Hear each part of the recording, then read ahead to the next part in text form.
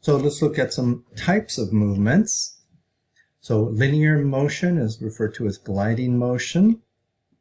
This is where two bones simply slide past each other, kind of like the way this pencil is gliding over this flat surface.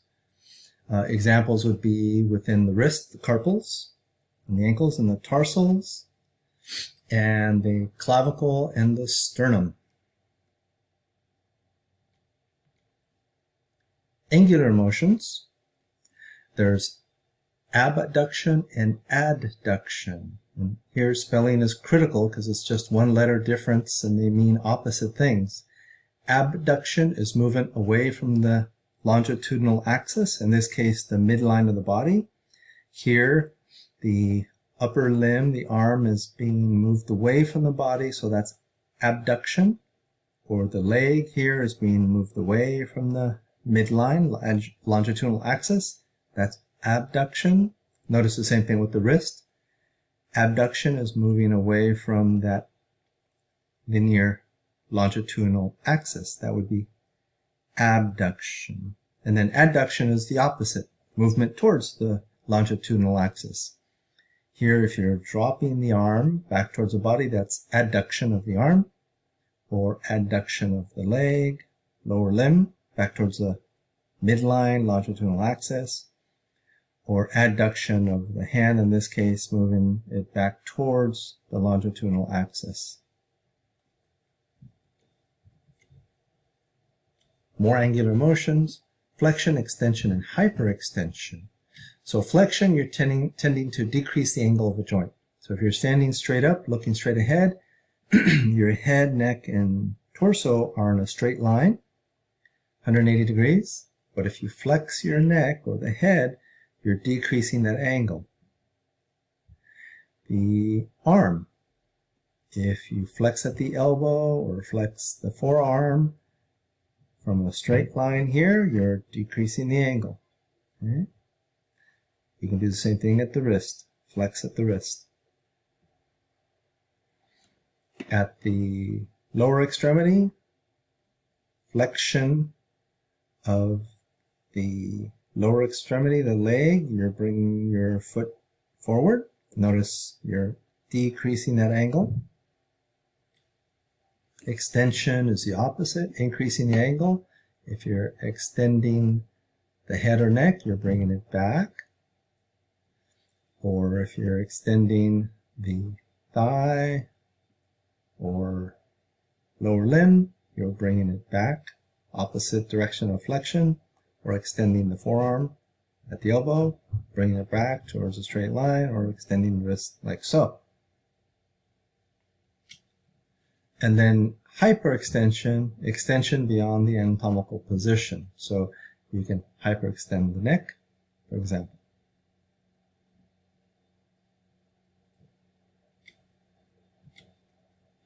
More angular motions, circumduction. This is only possible in a few joints. One end remains in place, let's say the shoulder joint, while the other end describes a circle. So here you're doing circumduction at the shoulder joint. Okay? You can do that with the fingers as well, between the metacarpals and the phalanges, or a bit at the hip as well. Rotation. One end stationary, the other end rotates around the longitudinal axis, like you can rotate the head.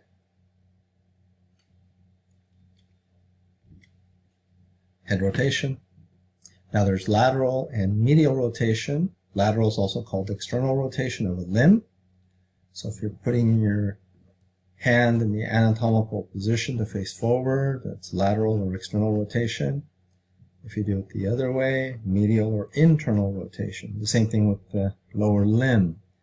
If you point the toes out, that would be lateral or external rotation. Point the toes inwards, medial or internal rotation.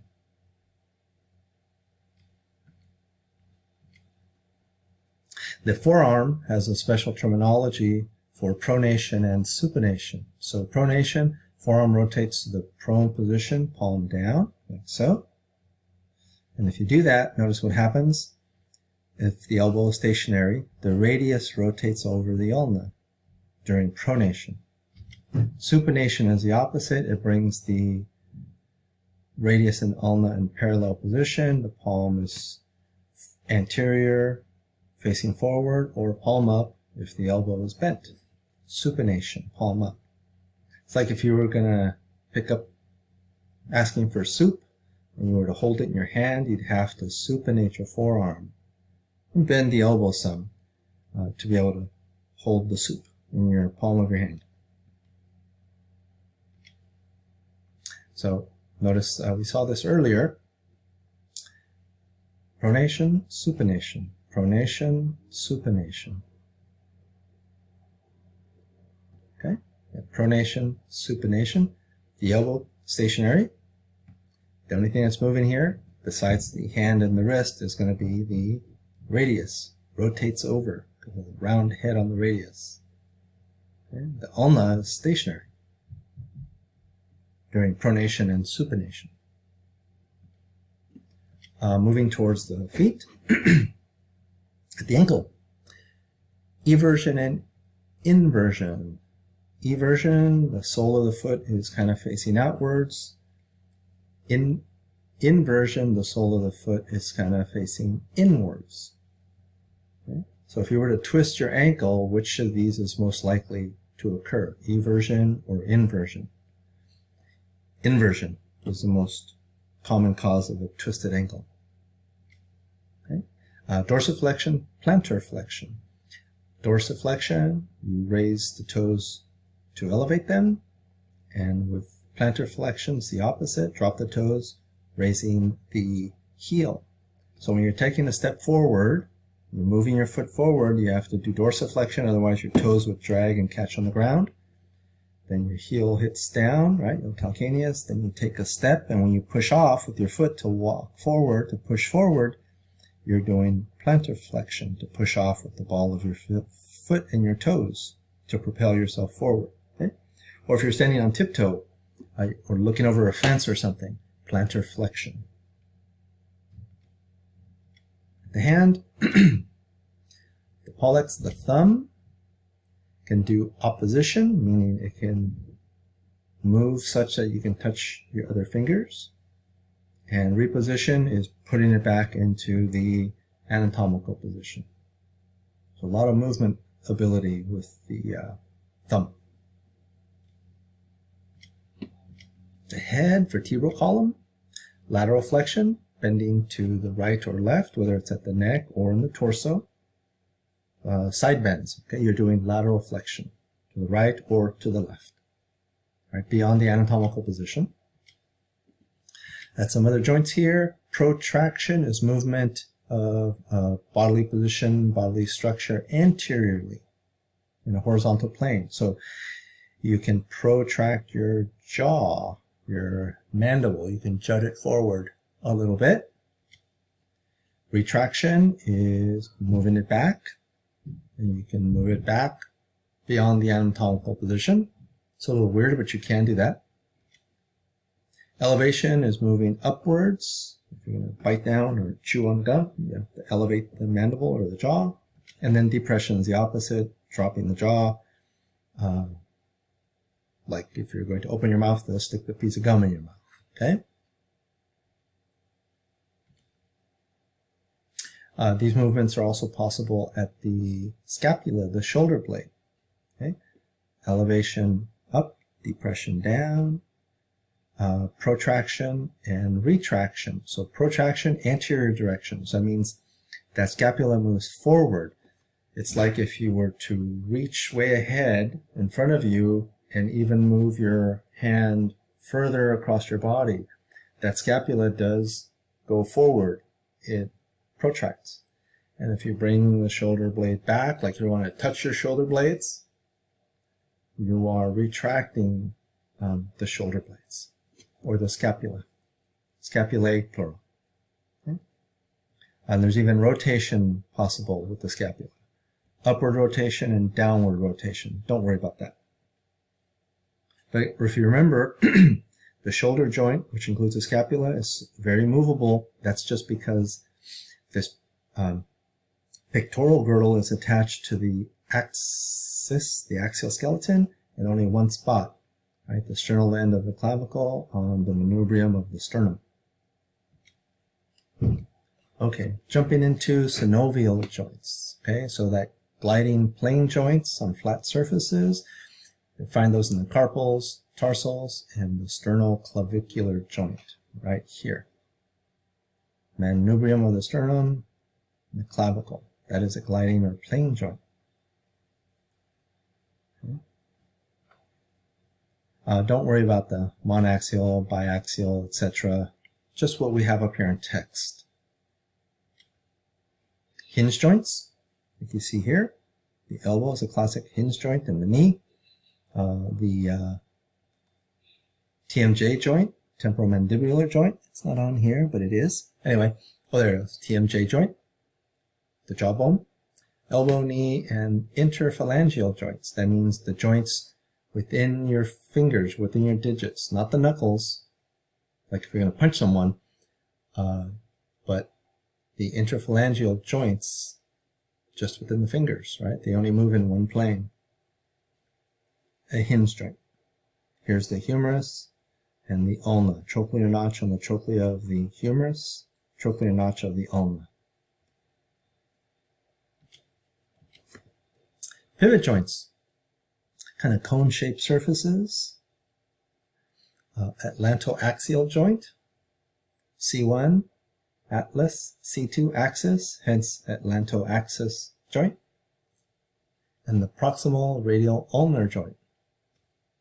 Do we have that here? Well, on the other side here, there's the radius. The head of the radius fits the capitulum of the humerus, and that allows for a pivot there. That when you're doing pronation and supination, that allows the radius to rotate over the ulna. Okay. Condylar, also called ellipsoidal joints. Not too deep of a depression, but a concave and a convex surface. Oval and depression. The metacarpophalangeal joints. Whoa, where's that? Metacarpal, that's in the palm of your hand. Phalangeal, meaning the fingers, the digits. So these are the joints between 2 and 5. Remember, Roman numeral 1 would be the thumb. So 2, 3, 4, 5, middle finger. Nope, 2, ring, index finger, pointing finger. 3, middle finger. 4, ring finger. 5, the pinky. So when you close your hand to make a fist, those knuckles, those are the metacarpophalangeal joints. And then the radiocarpal joint at the, excuse me, at the wrist.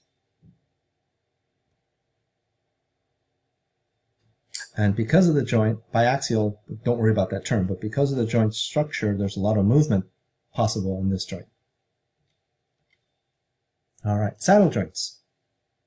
Also, two-directional movement, a lot of movement, convex and concave surfaces, more elaborate than the condylar joint. And the example is going to be the first carpometacarpal joint. So the carpal meaning the carpal is the wrist, metacarpal the hands of the, the bones of the palm. So the first one, that's the thumb. So that's the trapezium, so one of the carpals, and then that's the metacarpal bone, metacarpal 1. Okay? That's the palm here, but that allows things like opposition or reposition of the thumb. Then ball and socket joints, nice round head usually, and depression on the other bone. Shoulder, it's a fairly shallow ball and socket joint compared to the hip joint, which is a much deeper one, but a lot of range of motion there. Okay, let's look at some specific joints. TMJ, temporal mandibular joint, allows you to chew your gum. Mandibular fossa of which bone? Temporal bone. Condylar process of which bone? The mandible. And there's an articular disc that allows for a good amount of motion.